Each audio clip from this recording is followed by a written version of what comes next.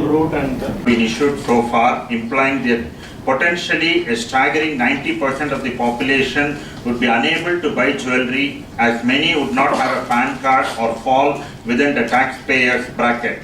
As a predominantly agrarian economy with 70% of population being based in rural India, most of the section of the society are farmers still don't have a PAN card, as agricultural income is tax-free.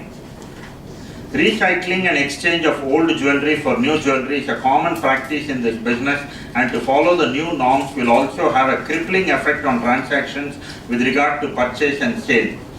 We at GJF are working hard to transform the gem and jewelry sector from unorganized towards an organized sector since last 8 to 9 years, and substantial progress has been made with an estimated 22% of the sector becoming organized.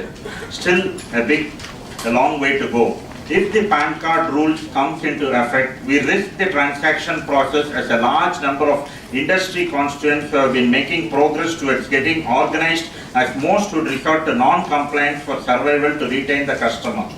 Consumers who currently buy from established retailers would move towards patronizing the unorganized segment, fear of PAN card policy resulting in a backward trend. The proposed action would also not only curb spending and create situations where black money would be generated and thrive, but curbing spending would have widely damaging repercussions to the society, to the socio-economic fabric of the society.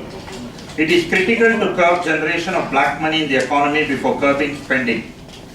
Business will collapse and manufacturing and labor will. The department will go into it. See, we are all used to it. Our departments are all very used to it. You get the information, they will go door to door to the customers. Then tomorrow customers will not come to the stores at all.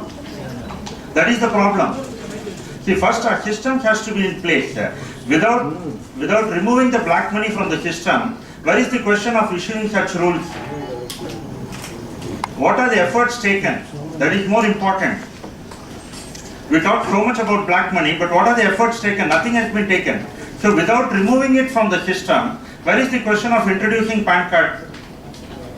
And today a vegetable vendor, after 6 months, he is able to save a lakh of rupees. How is he going to?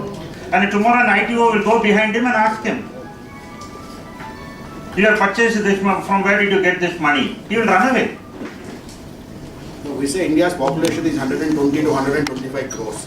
There are hardly 10 crore PAN cards issued. Does it mean that the rest of the 110 crore population should not buy jewelry? PAN cards, there are hardly 10 crore PAN card holders in India. And 120, 125 crores is the population of India. Does that mean that the rest of the 110 crores should not buy jewelry?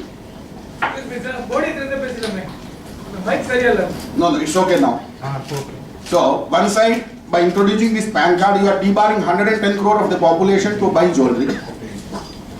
Now, any other thing what you implement, whether it is Aadhaar card or anything, the data has to be with them. How am I, if you give me a PAN card, I just make an entry, how am I to satisfy that that PAN card is genuine or not? Is it issued by the government of India or not? How am I to certify? Sitting in my shop, shall I collect my transaction? Shall I do my jewelry business, or shall I do the governmental work of checking this PAN card, authenticity of the PAN card and all? And government cannot. They are generating black money.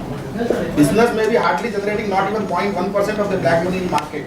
Rest of the black money is generated somewhere else, and everyone knows. Every bureaucracy, every intellectual in the government knows where is the question of generation, where is the black money getting generated. Instead of stopping that, now they are putting the onus on the consumer. Why the consumer should be put? Why he should prove himself first?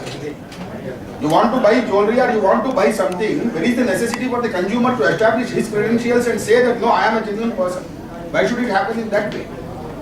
how much percentage of the sale The trade was doing number 2 business. At that time, official import was also not allowed. After liberalization, you have got official import of bullion. Then you have got VAT into picture. So once VAT has come, I think more than 90% of the turnover has come officially. And since you are getting officially gold import, gold is available to you from bank and all. There were days when you want to buy officially, you will not get gold and you have apartment. Even if I go and ask them, they are not going to give me those figures. Whatever figure, even now what I am telling, 900 ton import avade, so 900 tons is only one part of the import. What about the old gold we buy? What about the other turnovers? So this is only based on the turnover. What I am going to give you is 900 crores, and out of that 35% belongs to Tamil Nadu. That is import part of it. It doesn't reflect the entire turnover. And here if I go to Tamil Nadu Sales Tax Department and ask that give me the detail of what is the sales by individual shop, nobody is going to give me those details. So we are in an atmosphere where hiding is precious than revealing.